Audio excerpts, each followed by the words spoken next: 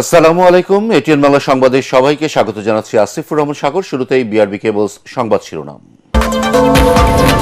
সরকারের প্রথম একনেক সভায় 5 প্রকল্প অনুমোদন। ভারতের সাথে ইতিবাচক সম্পর্ক চায় ঢাকা।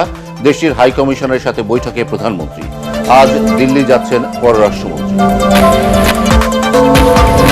সংসদের শীর্ষ 20 ঋণ খেলাপির তালিকা প্রকাশ অর্থমন্ত্রীর। মোট খেলাপি 5.5 লাখ কোটি। 11,000 কোটি টাকায় 90 এমপিদের প্রতিষ্ঠানের নামে। হামের মারাত্মক প্রকোপের জন্য আওয়ামী লীগ ও অন্তর্বর্তী সরকার দায়ী, সংসদের স্বাস্থ্যমন্ত্রী।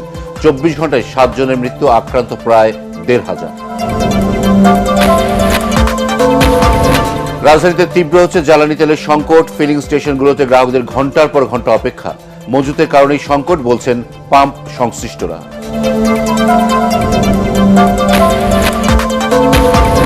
এবং মধ্যপ্রাচ্য সংকট মোকাবেলায় নতুন শ্রমবাজার খুঁজতে কাজ করছে সরকার, জানালেন প্রবাসী কল্যাণ প্রতিমন্ত্রী।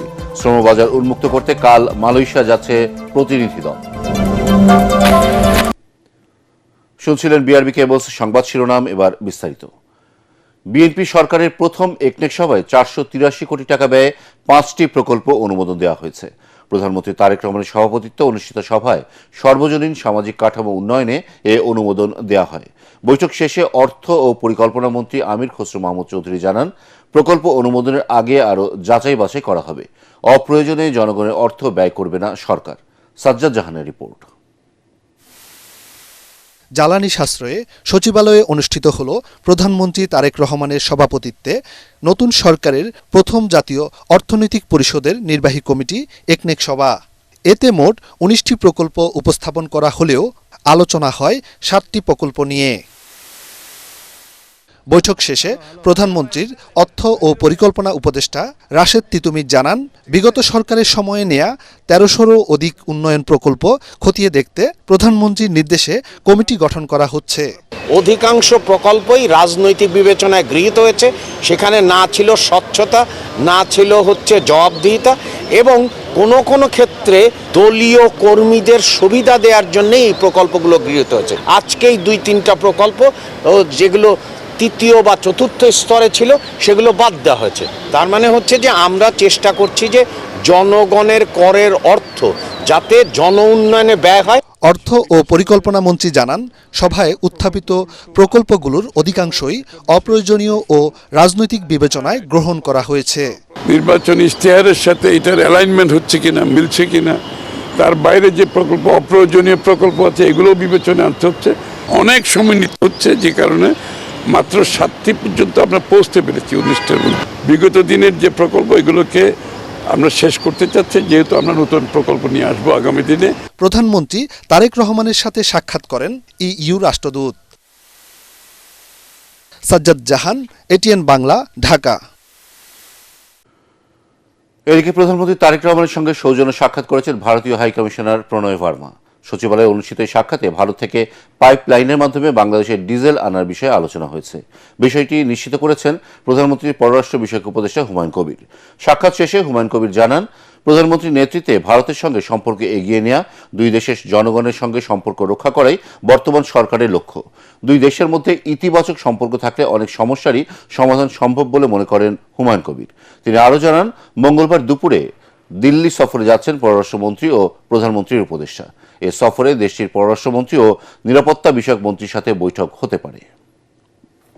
ভারতের প্রধানমন্ত্রীর শুভেচ্ছা আবারও দিলেন, কংগ্রাচুলেশনস করলেন। তারপরে আপনার কিছু পাইপলাইন দিয়ে যে আমরা এই ডিজেল কিছু আমরা আনছিলাম, যে বিভিন্ন পর্যায়ে ফেজে তো এইগুলা যে হয়েছে একটা স্মুথলি ডিসকাস দ্যাট, এবং ফিউচারে আমরা কিভাবে কোলাবোরেট করতে পারি, বিভিন্ন যাতায়াত পিপল টু পিপল সম্পর্ক করতে পারি, যাতে we don't commit the mistake of the past war it is solely সম্পর্কটা হয়ে যায় ভারতের যাতে না হয় কোনো ব্যক্তির সাথে, এটা পিপল টু পিপল যাতে হয়। ব্যাংকিং খাতে 2025 সালের 31শে ডিসেম্বর পর্যন্ত মোট খেলাপি ঋণ 5,44,831 কোটি 88 লাখ টাকা বলে জানিয়েছেন অর্থমন্ত্রী আমির খসরু মাহমুদ চৌধুরী। ত্রয়োদশ জাতীয় সংসদের প্রথম অধিবেশনের নবম দিনে কুমিল্লা ৪ আসনের সংসদ সদস্য আবুল হাসনাতের প্রশ্নের জবাবে তিনি এ তথ্য দেন। মন্ত্রী আরও জানান, বর্তমান সংসদ সদস্য ও তাদের প্রতিষ্ঠানে ব্যাংক এবং ফাইন্যান্স কোম্পানিতে মোট খেলাপি ঋণের পরিমাণ 11,117 কোটি 31 লাখ টাকা। এ সময় অর্থমন্ত্রী দেশের শীর্ষ 20 ঋণ খেলাপি প্রতিষ্ঠানের তালিকাও তুলে ধরেন। তালিকার শীর্ষে রয়েছে S Alam super edible oil limited, S Alam vegetable oil limited, সালাম রিফাইন্ড সুগার ইন্ডাস্ট্রিজ লিমিটেড ও বেক্সিমকো।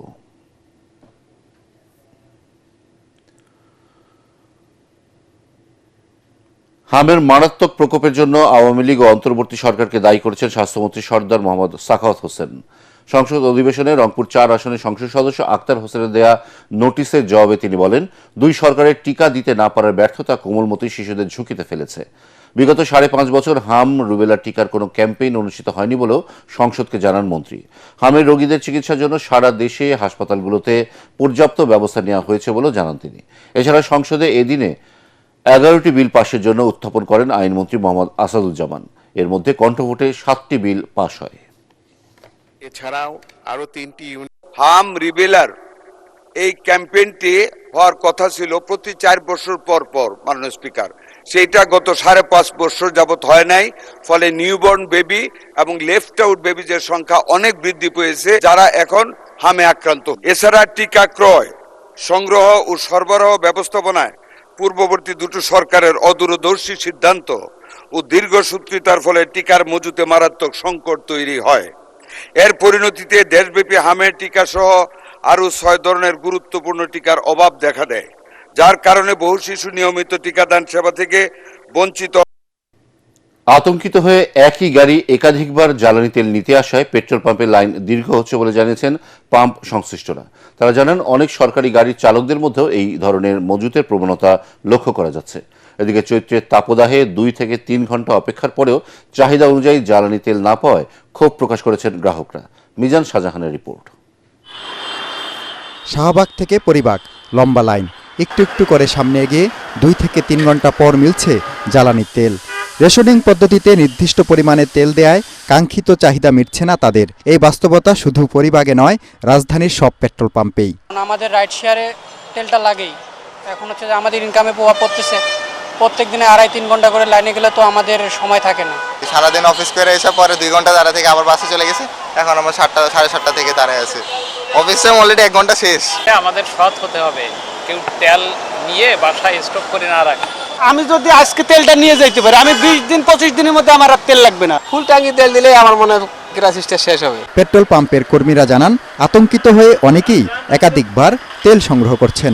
তাদের মধ্যে আবার কাউকে ভিআইপি সুবিধা দিতে হচ্ছে।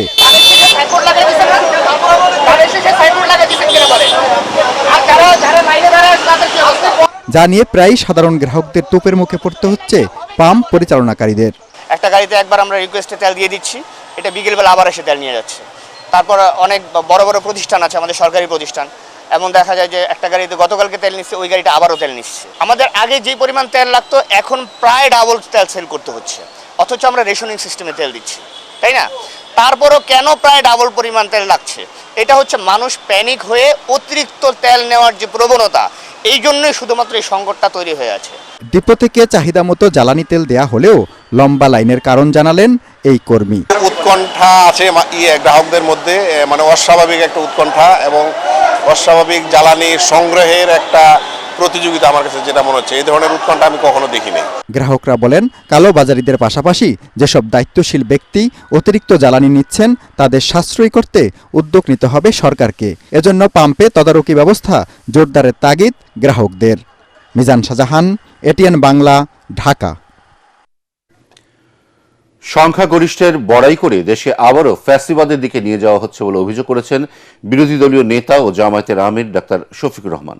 তিনি বলেন, নির্বাচনে জনগণের রায় ছিনতাই হয়েছে, আবার এমন চেষ্টা হলে কঠোর প্রতিরোধ গড়ে তোলা হবে।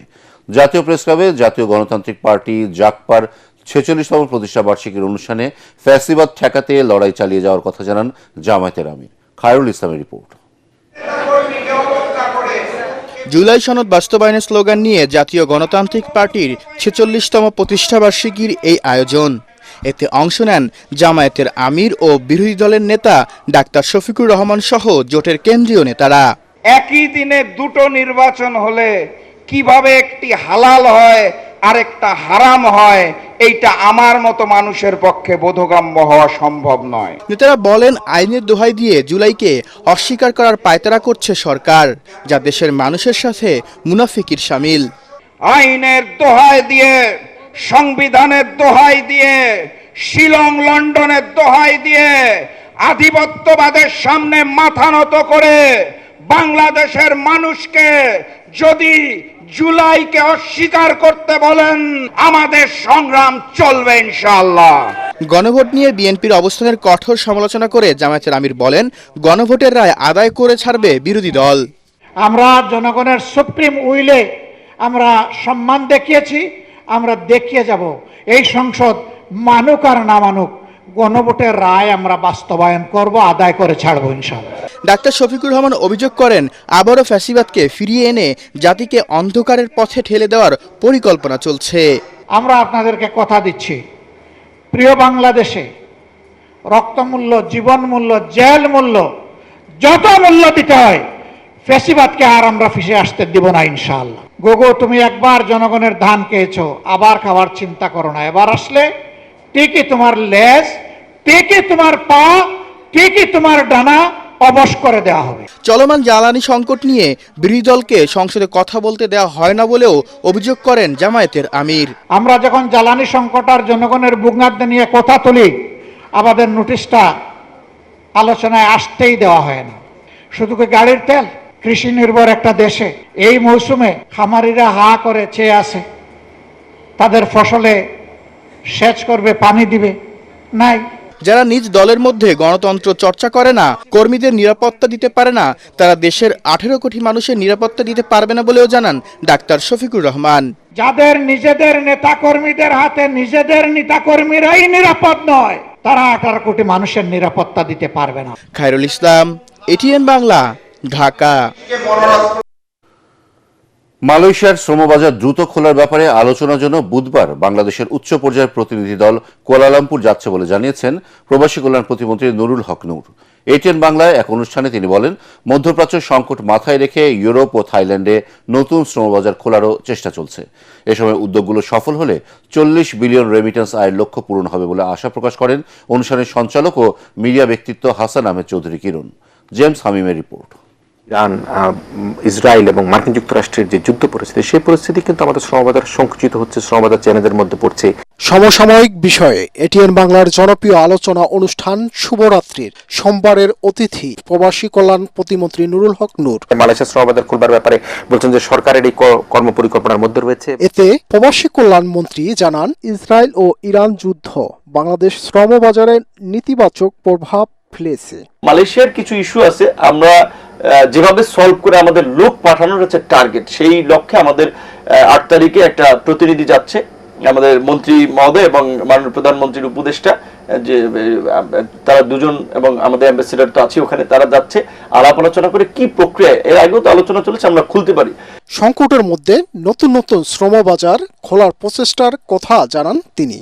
অবৈধ পথে পাড়ি দিতে গিয়ে ভূমধ্য সাগরে যখনই এই ট্রলার ডুবির ঘটনা ঘটে, এটা তো আপনি সচক্ষে দেখতেছেন যে আপনার মৃত্যুর শতভাগ ঝুঁকি রয়েছে। কোরিয়াতে তো আমাদের মৌসুমী কর্মী সহ আরো আমরা ওখানে কিভাবে কর্মী বাড়াতে পারি, জাপানের ক্ষেত্রে আমাদের এমইউ আছে, এমইউ ছাড়াও আমরা আরো কিভাবে একটা লার্জ স্কেল ওখানে পাঠাতে পারি। জাপানের সাথে আমাদের বিজনেস টাই স্ট্রং হচ্ছে, লার্জ হচ্ছে, ওইটাকে কাজে লাগিয়ে ওদের সাথে আমরা দেন দরবার যে আমাদের কিছু লোকজন তোমাদের ওখানে ফাঁকা হচ্ছে, আমাদের কিছু লোকজনকে সুযোগ দাও, তো সেক্ষেত্রে সুযোগ হচ্ছে। ইকোনমিক জোনের আদলে রিক্রুটিং এজেন্সিগুলোর জন্য একটি নির্দিষ্ট এলাকা গড়ে তোলার পরিকল্পনা সরকারের রয়েছে বলেছেন প্রতিমন্ত্রী। একটা ইকোনমিক জোনের আদলে একটা নির্দিষ্ট এরিয়া শুধুমাত্র এই আমাদের রিক্রুটিং এজেন্সি কিংবা দেশের বাইরে থেকেও যদি কেউ এসে ওখানে কোনো ট্রেনিং স্কুল করতে চায় তার জন্য ডেডিকেটেড করা।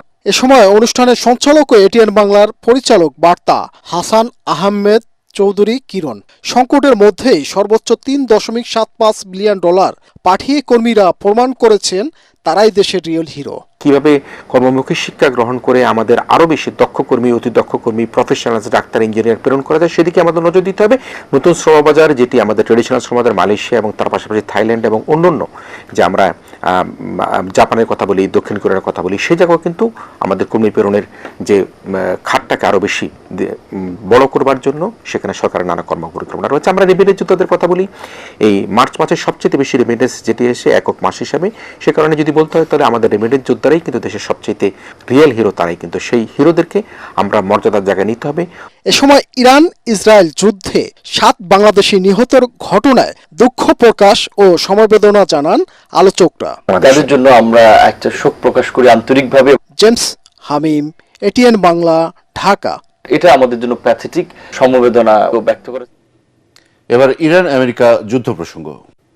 যুক্তরাষ্ট্র ইসরায়েলের হামলায় এবার নিহত হয়েছেন ইরানের বিপ্লবী গার্ডের গোয়েন্দা প্রধান ব্রিগেডিয়ার জেনারেল সায়েদ মাজিদ খাদেমি। হামলা চালানো হচ্ছে পারমাণবিক স্থাপনা, হাসপাতাল ও বিশ্ববিদ্যালয়েও।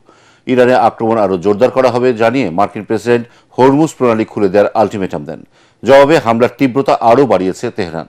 দেশটির সামরিক বাহিনী জানায়, যুদ্ধবিরতির আড়ালে যুক্তরাষ্ট্রকে আর কোনো নাটক মঞ্চস্থ করার সুযোগ দেবে না IRGC। এদিকে যুদ্ধ বন্ধে প্রচেষ্টা অব্যাহত থাকলেও ইরানের শীর্ষ নেতা ও কমান্ডারদের ওপর হামলায় তা ভেস্তে যাচ্ছে। বিস্তারিত জানাচ্ছেন জাহিদুল আলম।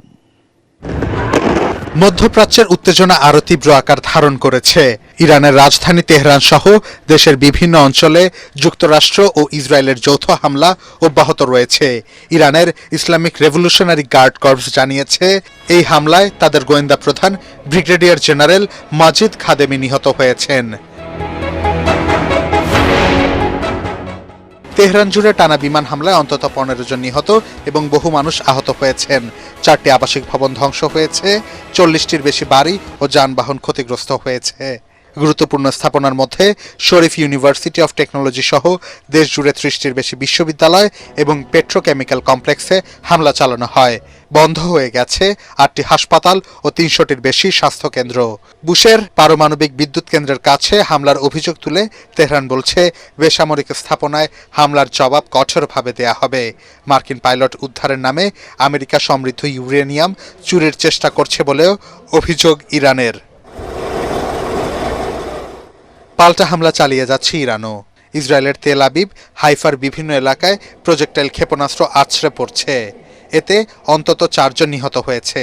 কুয়েতের উত্তরাঞ্চলে ইরানের হামলায় অন্তত 6 জন আহত হয়েছেন। এছাড়া উপসাগরীয় সব দেশেই হামলা বাড়িয়েছে তেহরান। এদিকে মার্কিন প্রেসিডেন্ট ডোনাল্ড ট্রাম্প হুঁশিয়ারি দিয়েছেন, নির্দিষ্ট সময়ের মধ্যে হরমুজ প্রণালী না খুললে ইরানের অবকাঠামোয় বড় ধরনের হামলা চালানো হবে। জবাবে যুদ্ধবন্ধে যুক্তরাষ্ট্রের 15 দফা প্রস্তাব প্রত্যাখ্যান করে তেহরান বলছে, এটি যুক্তরাষ্ট্র জোটের অস্ত্র সমৃদ্ধ করার প্রস্তুতি।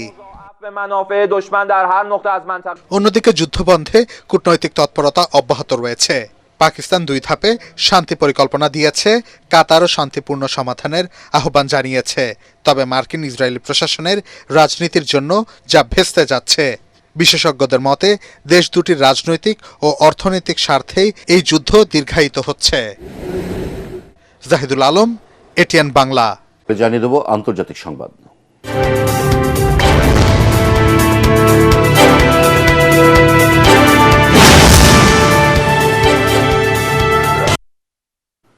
ভারতের পশ্চিমবঙ্গ বিধানসভা নির্বাচন সামনে রেখে কাশ্মীরের পেহেলগামে পাকিস্তানি জঙ্গিদের সন্ত্রাসী হামলার পুনরাবৃত্তি ঘটতে পারে বলে আশঙ্কা প্রকাশ করেছেন রাজ্যের মুখ্যমন্ত্রী মমতা ব্যানার্জি। রাজ্যের নদিয়া জেলায় এক নির্বাচনী জনসভায় এই অভিযোগ করে মমতা বলেন, সম্প্রতি পাকিস্তানের প্রতিরক্ষামন্ত্রী খাজা আসিফ কলকাতায় হামলার ইঙ্গিতপূর্ণ মন্তব্য করলেও প্রধানমন্ত্রী নরেন্দ্র মোদী পশ্চিমবঙ্গ সফরে এই বিষয়ে কোনো বক্তব্য দেননি। মমতা বলেন, তিনি সব দেশের সঙ্গে সুসম্পর্ক বজায় রাখার পক্ষে, তবে রাজনৈতিক কারণে পশ্চিমবঙ্গকে আক্রমণের লক্ষ্যবস্তু করা হলে রাজ্যের জনগণ বসে থাকবে না। নরেন্দ্র মোদীর এই নীরবতার পেছনে কোনো ষড়যন্ত্র থাকতে পারে বলেও আশঙ্কা প্রকাশ করেন মমতা। এবারে জানিয়ে দেব খেলার খবর।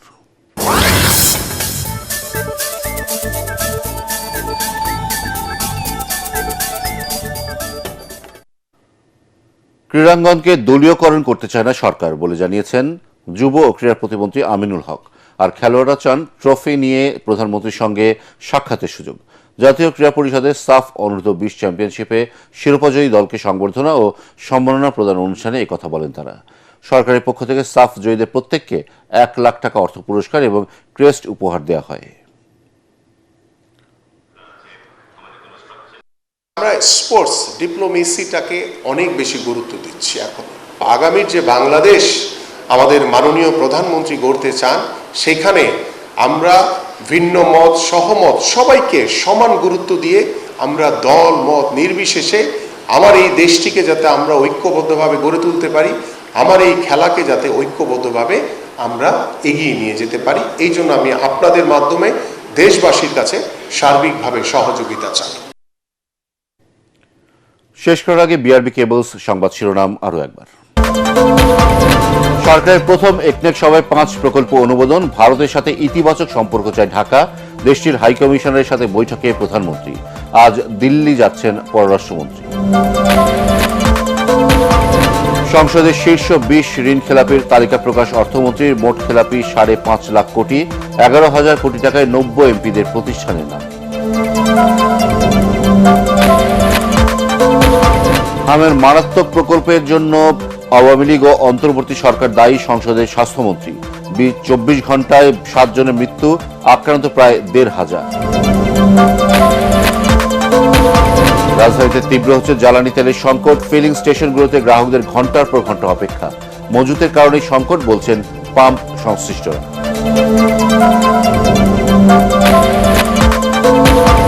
এবং মধ্যপ্রাচ্য সংকট মোকাবেলায় নতুন শ্রমবাজার খুঁজতে কাজ করছে সরকার, জানালেন প্রবাসী কল্যাণ প্রতিমন্ত্রী। শ্রমবাজার উন্মুক্ত করতে কাল মালয়েশিয়া যাচ্ছে প্রতিনিধি দল। পরবর্তী সংবাদ দেখার আমন্ত্রণ জানিয়ে এখনকার মতো শেষ করছি। ATN বাংলা সংবাদ ইউটিউবে দেখতে ব্রাউজ করুন youtube/ATN বাংলা।